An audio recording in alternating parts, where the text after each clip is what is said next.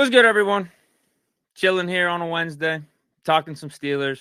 Obviously, the trade deadline was 4 p.m. yesterday, and the Steelers were a no-show. We didn't make a move. That's what we're going to be talking about a lot for today's stream. But for the intro, I'm going to go over some internet stuff with the Steelers or pertaining to the Steelers.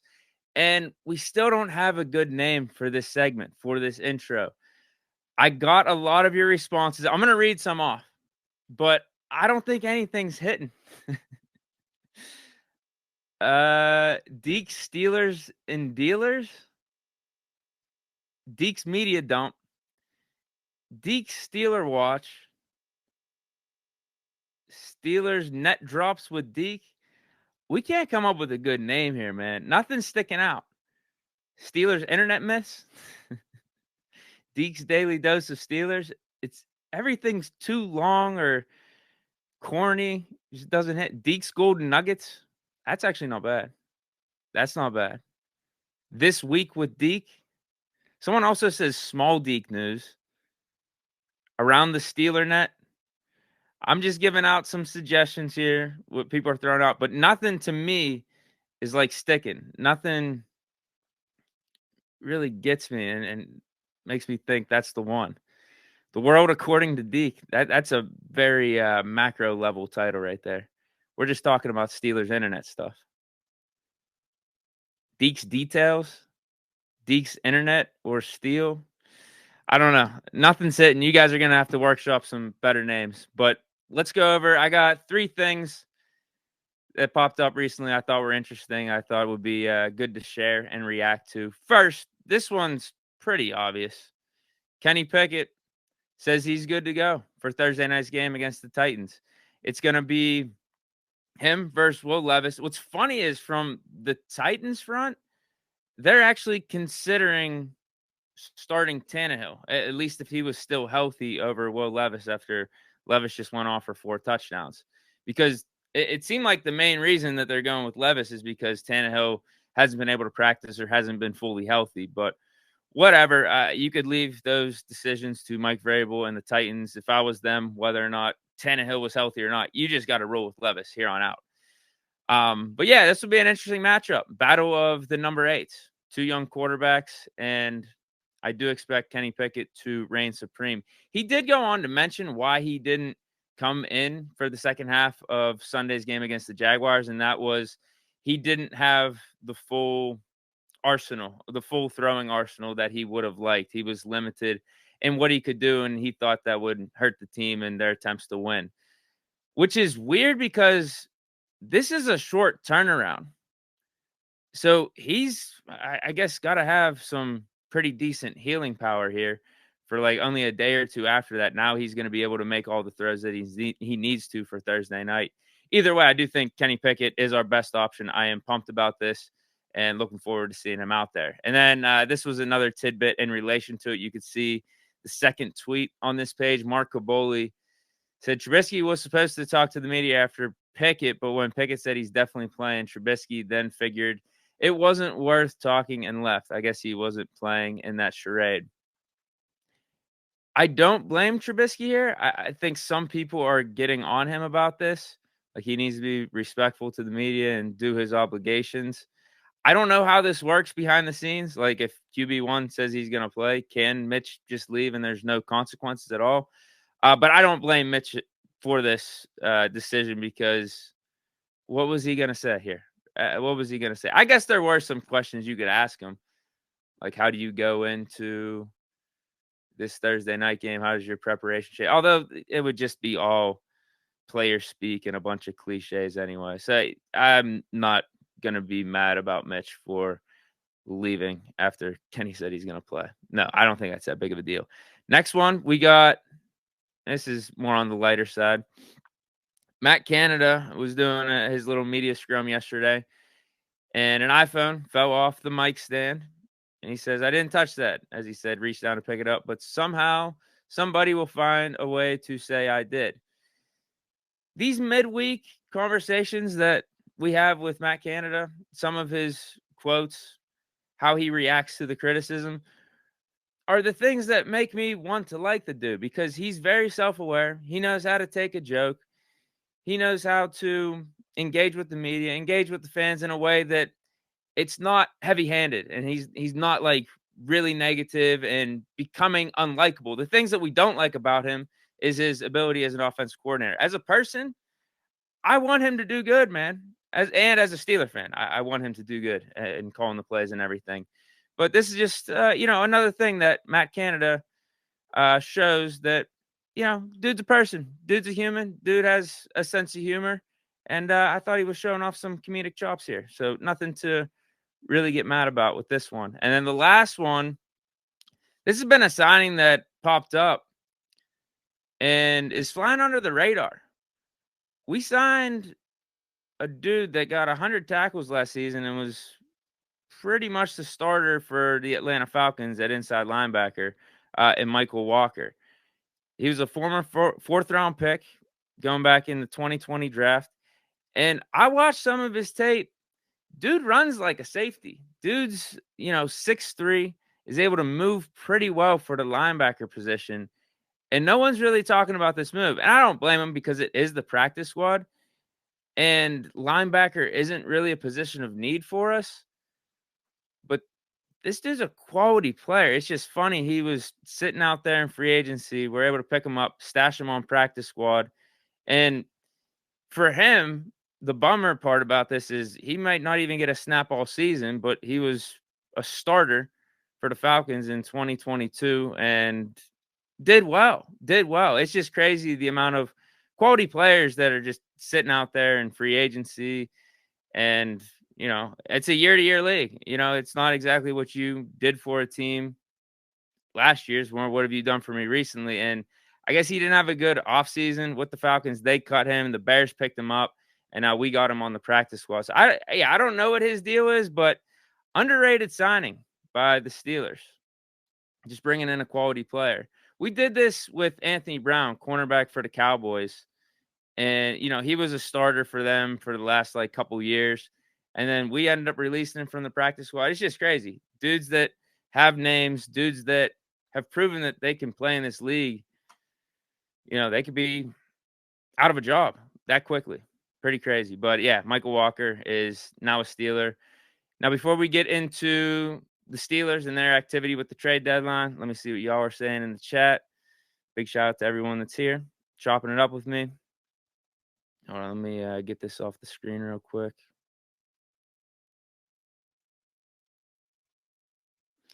Man, we're already bringing up Josh McDaniels. He got fired for the Raiders, and we're talking about him being the replacement for Canada. Maybe he's only a good OC or a good play caller when he has Tom Brady. That might be the thing with McDaniels. Goes to the Broncos, fails as a head coach there. Goes back to the Patriots, has success as the OC play caller, but he has Tom Brady. And then gets hired by the Raiders as the head coach and is a fail there. Now, I'm with you on the theory that some people just aren't head coaches. They're better offensive coordinators. And he might be that type of guy. It's just at this point in the season, I don't know if it's the best strategy to move off of Matt Canada one way or another. We're already in too deep. The decision or the time to make that decision would have been the bye week. But now, a couple weeks after the bye, I think we're just in it for the long haul. And I made this point on the podcast.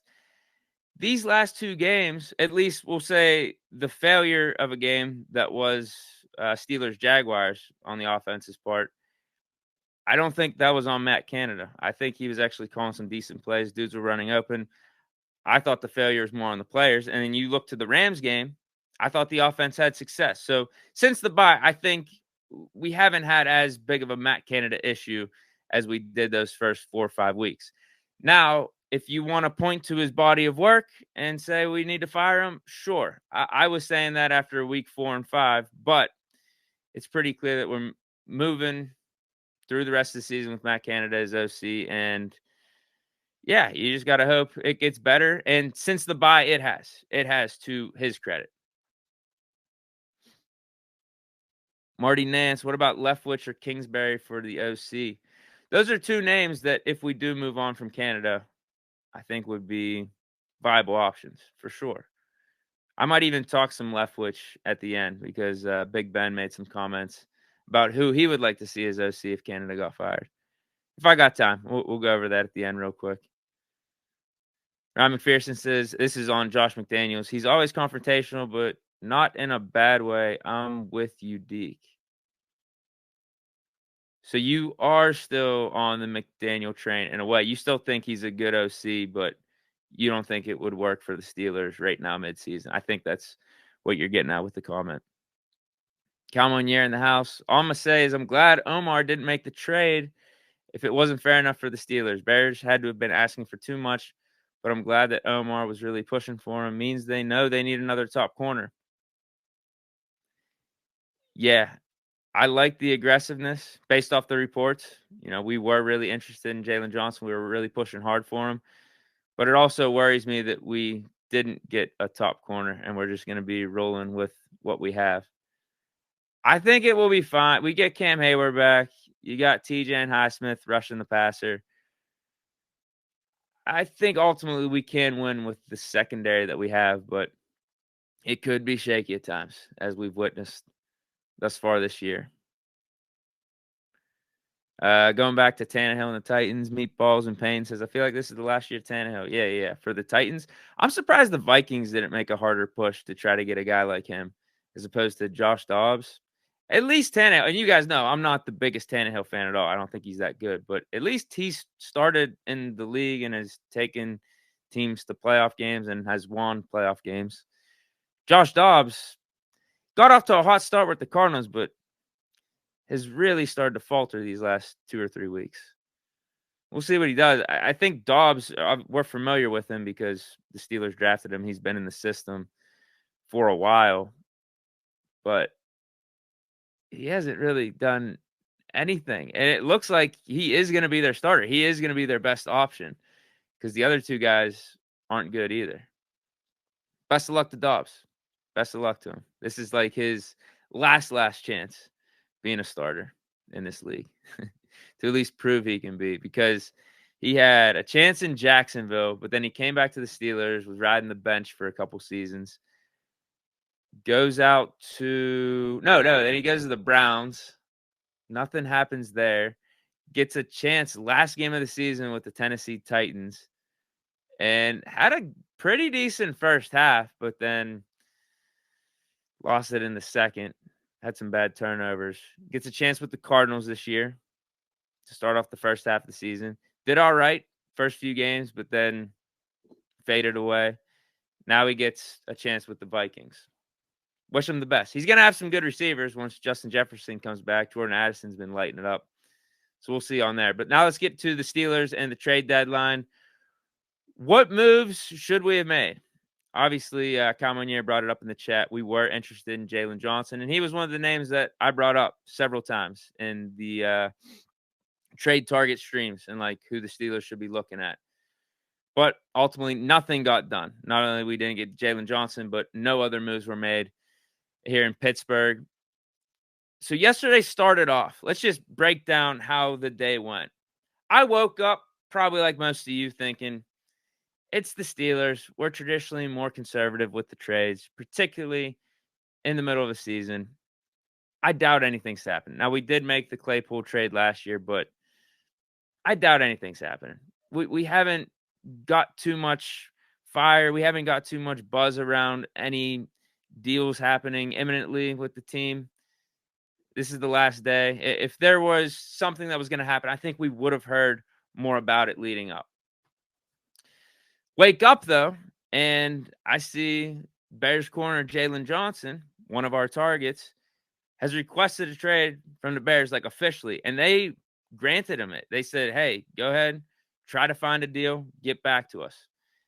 As the day goes on, we're seeing reports that the Steelers are very much in the cornerback market before this deadline at 4 p.m. And then more detail comes out about who they're looking at. They were one of the 4 teams that were in on Jalen Johnson. So the excitement started to pick up around 1 or 2 p.m. And that's after, too, we saw one of our current corners Levi Wallace post a cryptic Instagram story that included eye emojis. So, whenever that happens, something may be brewing here. Why would the Steelers potentially trade Levi Wallace? That is, if they have another cornerback that they know is solid coming in to replace him. So we thought something was happening, right? Around 1, 2, 3 p.m. But then, change of plans, flip of the switch, the Bears decide that they're not going to trade Jalen Johnson. They're going to keep him around. Now, I don't know if that means they're guaranteed to give him a contract extension because that's what he's going to be looking for in the offseason. But that was that. If the Bears aren't willing to trade Jalen Johnson, it doesn't matter what team is interested. You're not going to get him. And that's how our day ended. There was no other talk of any other players or any other trades that the Steelers were interested in. It was just Jalen Johnson. And I was excited. I think we all were excited because he's arguably, a top 15, top 10 cornerback this year in 2023. And we can use the secondary help. It's obvious why we were targeting him and why we've talked about trying to bring him in here, because it would be a huge upgrade for our secondary. You have him and JPJ as our top two guys for the second half of the season. We wouldn't have a weakness in this defense. Now, unfortunately, Minka got hurt, but secondary would be on point. It would be locked down. The pass rush, we already know what it is. Inside linebackers have been a saving grace for us this season. Like our defense would be really solid. Get Cam Hayward back. But no moves were made. Now, the question is, as you could see on the bottom of the screen, what moves should they have made? Obviously, we would have liked to have seen this Jalen Johnson move, but there's probably between 2 or 3 reasons that we didn't make it. That is the number one move I would have liked to have seen. I'll just put it to you that way. I'll answer the question right off the bat. That's the move I wish the Steelers would have made.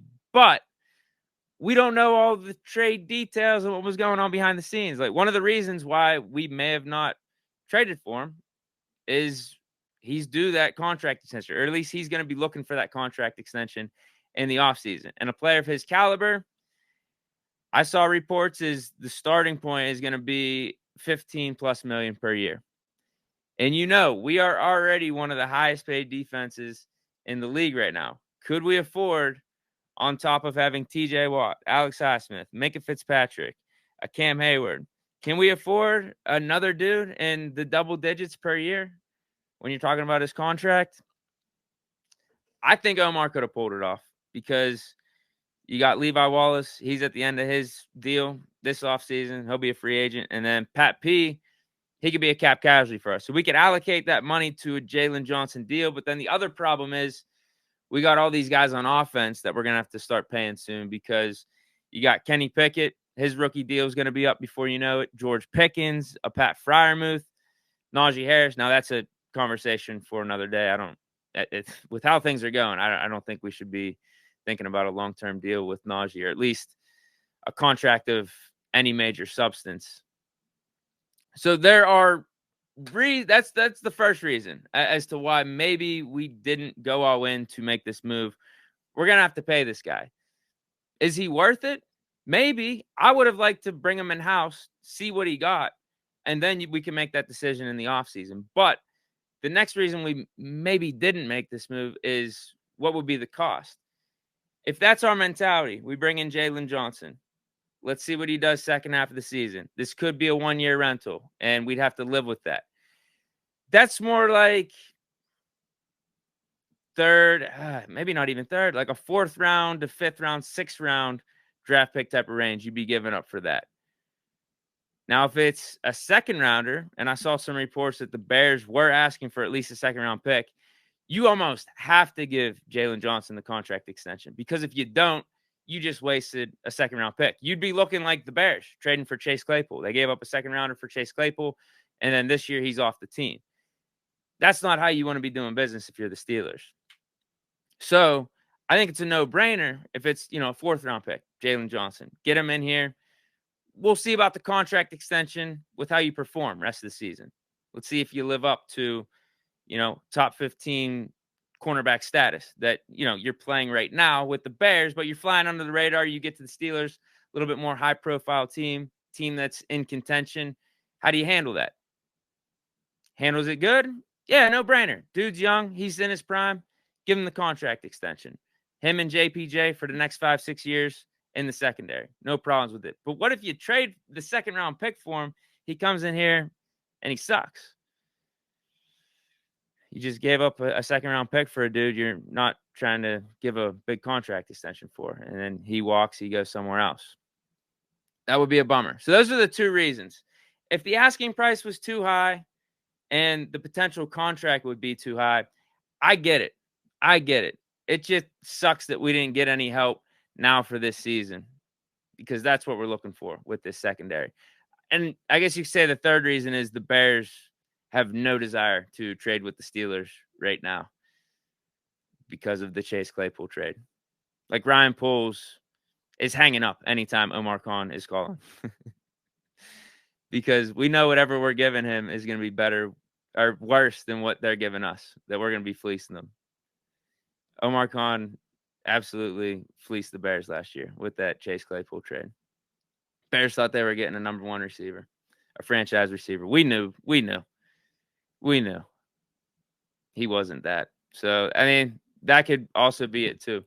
Maybe we had a good offer on the table, but Poles was sweating, pulling the trigger and saying yes on it, because no matter how good the deal was, he might just be scarred from trading with Omar Khan. He knows it's going to bite him long term. It's going to come back to bite him. But Jalen Johnson would be the one move I would have liked to make for the trade deadline. But since we don't know all the trade details, I don't know if we made a bad move or we made a good move by not getting him. That's the problem right now.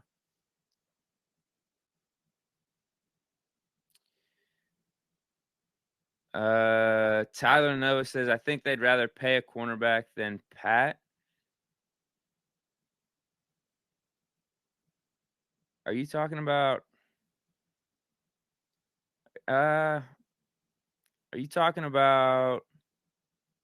bringing in a Jalen Johnson? Like, they'd rather do that than Pat? Because we already signed Pat. We got him for 2 years. Oh, I think you're talking about Freiermuth. I get what you're saying. And that makes sense, because right now, Pat Freiermuth isn't on the field, and when he's been out there, hasn't been giving us much production. And that's not his fault. We haven't been targeting him.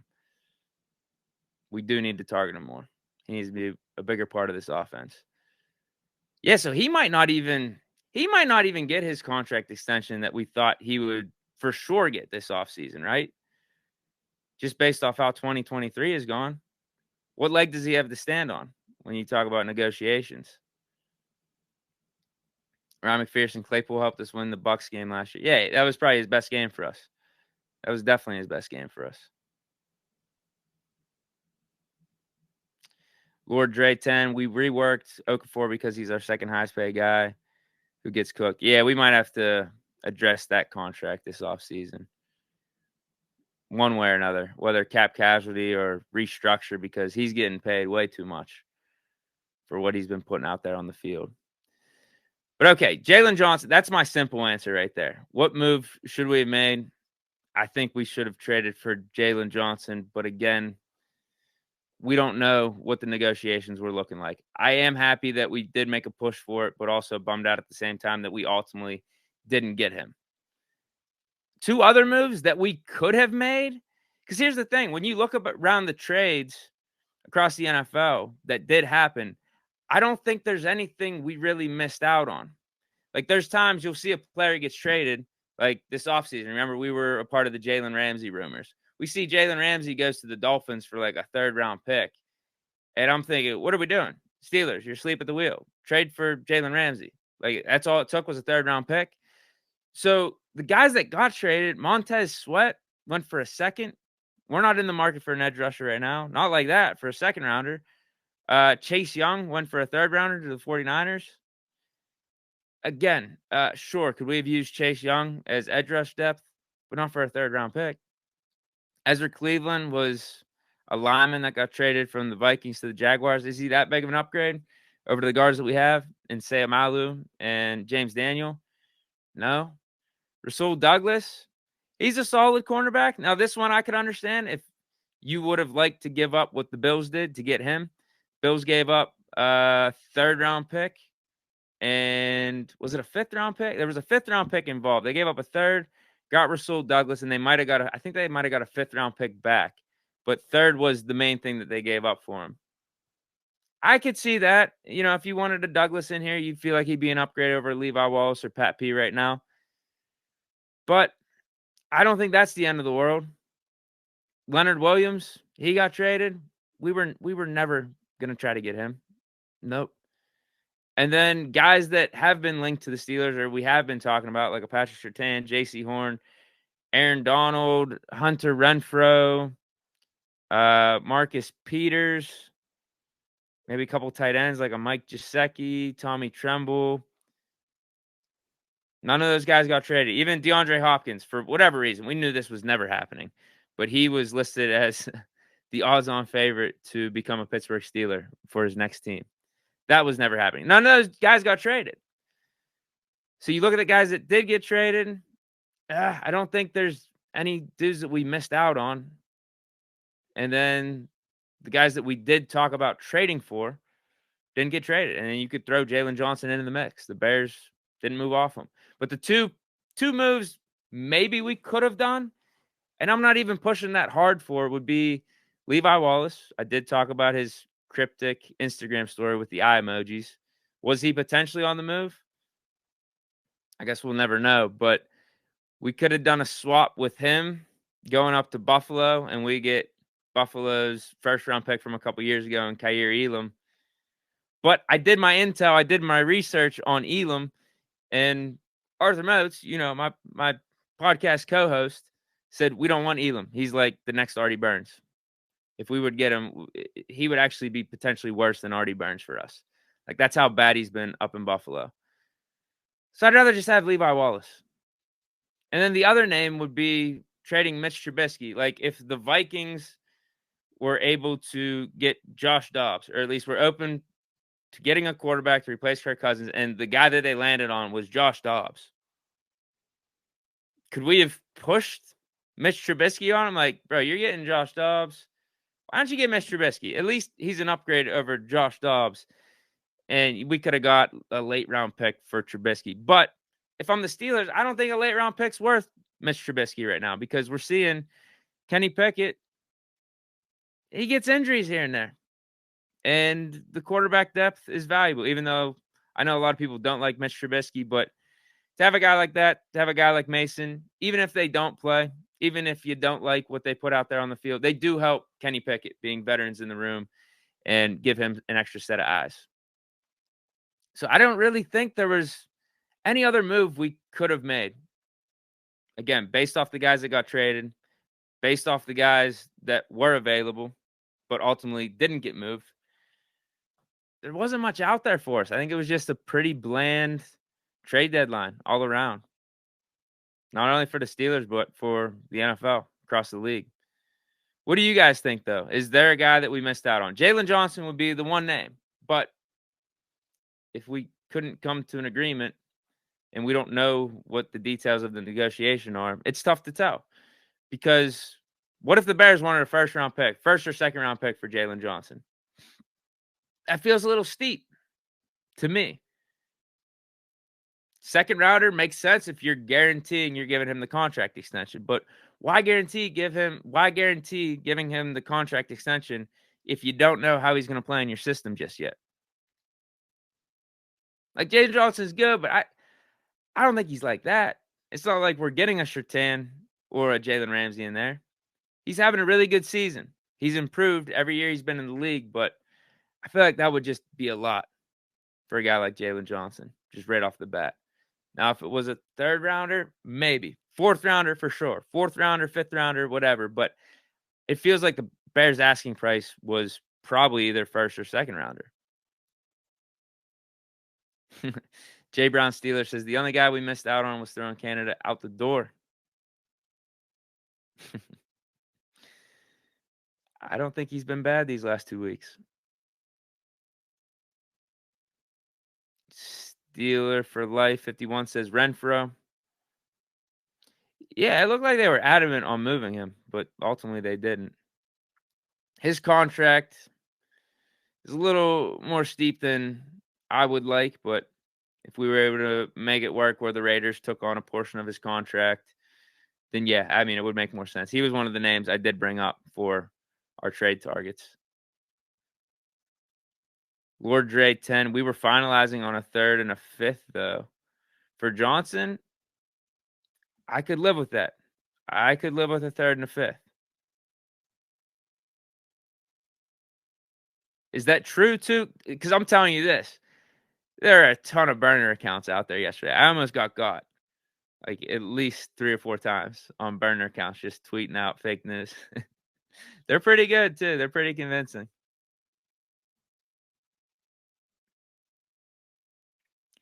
Steeler for Life 51 says, what about an unbalanced line with Jones at tight end? You saw we brought him out there a few times as this 6th lineman. I think he played like, 6 or 7 snaps last week? I think it's just time to start him at left tackle. That's me personally.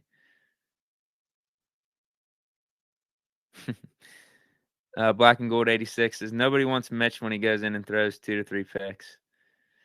Mitch versus Dobbs, though, I think Mitch is the better option versus Dobbs. Mitch is a former number 2 overall pick. Mitch in the Viking system with Addison and Justin Jefferson might actually be able to do things. Might. He's just been way too careless with the ball in his last couple appearances with the Steelers, coming in for backup duties. He's a better option than Dobbs. He's won games in the league. He's been a starter for multiple years. Former Pro Bowler. I know that doesn't mean the world, but yeah, we could have maybe pushed Mitch onto the Vikings, but I don't know what they'd be willing to give up because all it took for them to get Dobbs was a late round pick swap.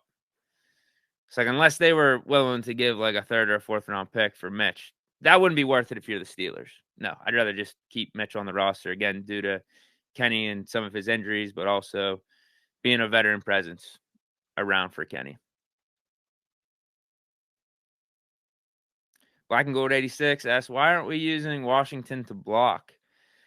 Well, according to Tomlin, it was due to the game flow and how we got down against the Jaguars. I don't know if I'm buying that, though. I don't know. Now, I get why we're not using Washington in the passing game as much because he doesn't get the most separation, and we weren't even targeting Muth to begin with. And Muth is, borderline top 6 or 7 tight end, at least last year in 2022. He was like top 6, top 7 in stats as a tight end. If we're not getting him the ball like we should be, why are we going to get Washington the ball? It's a head scratcher for sure. We do need to work the middle of the field on a more consistent basis. There's no doubt about that. But yeah, one of you guys, hold on. One of you guys, Aldra says Dobbs over Mitch. Nah, come on. You're reaching there. You're reaching. Yeah, but ultimately the move I would have wanted to make is the move that we all thought was going to happen around midway through yesterday, and that was getting Jalen Johnson. But hard to judge it one way or another because he didn't get moved. Now, if we would have saw him get traded to the Bills instead of Rasul Douglas and the Bills give up, the same package that they got Rasul Douglas for, I'd be bummed because I'd say, man, could we have thrown in something else? Could we have thrown in something a little bit more just to make sure that we locked him up? But we don't know what the Bears' asking price was. We don't know what the compensation that it would have taken to get a Jalen Johnson. But yeah, that's it for today's stream. Hope you guys enjoyed, man. Hope you guys enjoyed. I will be back tomorrow. Live reaction, Steelers Titans post game, and hopefully that's after the dub, and we'll be on that Titans pack. Kenny's gonna be playing. I think he's gonna have a solid game. He's toughening up. He's gonna be out there. Best option at quarterback. There's no doubt about it. I know a lot of you guys out there disagree, but no, Kenny's the guy. Trust me. Trust me. He was just starting to heat up in last week's game against the Jaguars in the second quarter. He was going to come away with the victory if he wouldn't have got hurt. I'm telling you, in the second half, he was going to cook just like he has been. Kenny Clutch would have outplayed Trevor Lawrence, but unfortunately, we didn't get to see that. But stay chilling.